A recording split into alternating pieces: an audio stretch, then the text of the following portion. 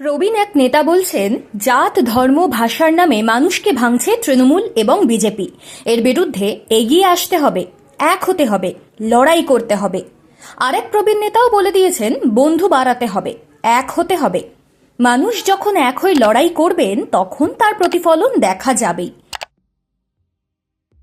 প্রথম প্রবীণ নেতার নাম বিমান বসু আর দ্বিতীয়জন সূর্যকান্ত মিশ্র। এই দুই প্রবীণ নেতা মানুষকে আবার পাশে চাইছেন, রাজ্যের শাসক ও বিরোধী দলের বিরুদ্ধে কঠিন লড়াইয়ে সাফল্য পেতে। বিমানবাবু বা সূর্যকান্ত বাবু স্বপ্ন অচিরেই পূরণ হবে কিনা তা এখনই বলা যাবে না। তবে 3 মাস পরের বিধানসভা নির্বাচনকে সামনে রেখে সিপিআইএম যে নতুন করে লড়াইয়ের দরজা খুলতে চাইছে তা নিয়ে কোনো সন্দেহ নেই। 19 দিনের বাংলা বাঁচাও যাত্রা যে কারণে বারবার আলোচনায় উঠে আসছে, সেই যাত্রা থেকে যে মন্ত্র নিয়েছেন বামপন্থীরা, তাতে যে কাজ দিচ্ছে তাও তুলে ধরছে আলিমুদ্দিন। ভোটের দিকে তাকিয়ে দ্বিতীয় দফার কর্মসূচিতে নেমে পড়তে চলেছে সিপিআইএম। কি সেই কর্মসূচি? 10,000 সংখ্যাকে লক্ষ্যমাত্রা রাখা হয়েছিল, সেই সংখ্যাকে ছোঁয়ার কাজ শুরু হয়ে গিয়েছে। এবার দ্বিতীয় টার্গেটও সেট করে ফেলল সিপিআইএম। এবার লক্ষ্য 25,000। একসময় বামেরা ছোট ছোট নানান কর্মসূচির মধ্যে দিয়ে মানুষের মাঝে জায়গা করে নিত, তাই ফিরিয়ে আনা হয়েছে। নতুন করে দেখা গিয়েছে পাড়া বৈঠক, যেখানে অংশ নিয়েছেন খোদ রাজ্য সম্পাদক মোহাম্মদ সেলিম।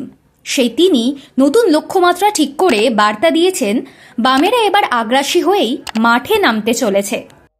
রাজ্যে বিধানসভা ভোটের আগে ধর্মকে কেন্দ্র করে শাসক দল তৃণমূল কংগ্রেস ও বিজেপির মধ্যে রাজনৈতিক তরজা তীব্র হয়েছে।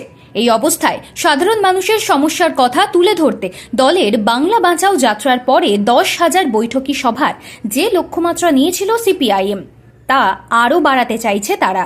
ভোটের আগে জানুয়ারির মধ্যে রাজ্য জুড়ে 25,000 বৈঠকি সভা করার কথা জানালেন সেলিম। বামফ্রন্ট চেয়ারম্যান বিমান বসু বিভাজন রক্ষার ডাক দিয়ে বলেছেন, শ্রমজীবীর লড়াইকে দুর্বল করতে দেশ ও রাজ্যে ভাষা, ধর্ম, জাতের নামে বিভাজন চলছে।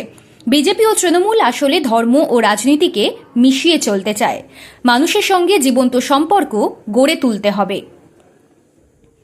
একটা ব্যাপার খুব স্পষ্ট, জনসংযোগী যে ফিরে আসার একমাত্র হাতিয়ার তা বুঝতে আর সমস্যা হচ্ছে না বামেদের। তাই জোট নিয়ে কথা না বলে বরং বাম ঐক্যে জোর দেওয়া হচ্ছে। নির্বাচনে একা লড়াই করতে দেখা যায় কিনা বামেদের, সে প্রশ্নের উত্তর মিলতে সময় লাগবে। তবে কোমর শক্ত করে মাঠে নামলে নিজেদের মতো করেই যে শূন্যতা কাটানো যাবে তা নিয়ে সন্দিহান নয় বামেরা।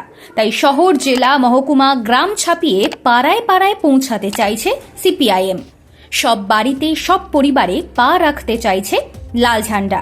সেখানেই যে রয়েছে ফিরে আসার গোপন ওষুধ, তাও মনে করিয়ে দেওয়া হচ্ছে নেতাকর্মীদের। এতদিনে বামেদের মিটিং মিছিলে উপচে পড়া ভিড় দেখা যেত, কিন্তু ভোট বাক্সে প্রতিফলন ছিল না। এবার আর হবে না।